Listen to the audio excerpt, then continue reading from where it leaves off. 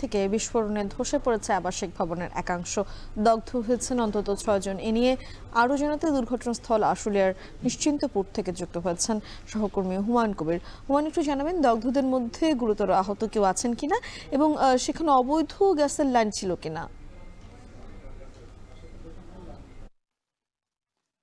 মিম, আপনি যেমনটি বলছিলেন, এখানে আসলে আজকে সকাল আনুমানিক 7টার দিকে নিশ্চিন্তপুর এলাকার মন্ডল মার্কেট সংলগ্ন জোয়েল আহমেদের বাড়ি, এটি আমার পিছনে যে ছিন্ন ভিন্ন বাড়িটি পড়ে রয়েছে, দ্বিতল বিশিষ্ট এই বাড়িটিতে আসলে সকাল 7টার দিকে এই বাড়ির ভাড়াটিয়া জহিরুল ইসলাম এবং তার মা আসলে রান্না করার জন্য যখন গ্যাস চুলোয় আগুন দিয়েছিলেন, তখনই কিন্তু সারা রাত যেই গ্যাসের সিলিন্ডার ছিল, সেই সিলিন্ডারের পাইপ থেকে যেই গ্যাস লিকেজ হয়েছিল, সেই লিকেজের মধ্যে সাথে সাথে আগুন দেওয়ার সাথে সাথেই কিন্তু একটি বিস্ফোরণের মধ্য দিয়ে একটা অগ্নিকাণ্ডের সূত্রপাত হয় এবং সাথে সাথে কিন্তু দ্বিতল ভবনের একটি ইউনিটের পুরোটি ইউনিট একেবারে ভেঙে পড়ে এবং এই পুরো বিল্ডিং এর মধ্যে 11টি কক্ষ রয়েছে।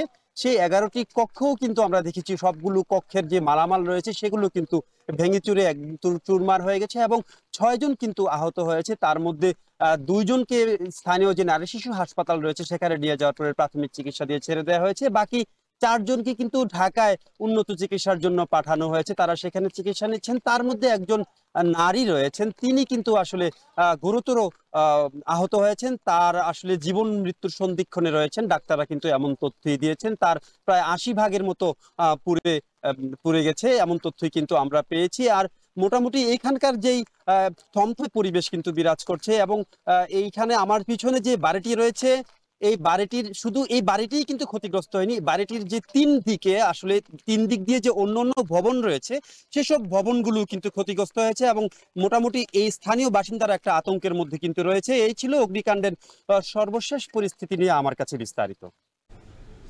সাভার থেকে সরাসরি যুক্ত হয়েছিলেন সহকর্মী হুমায়ুন কবির।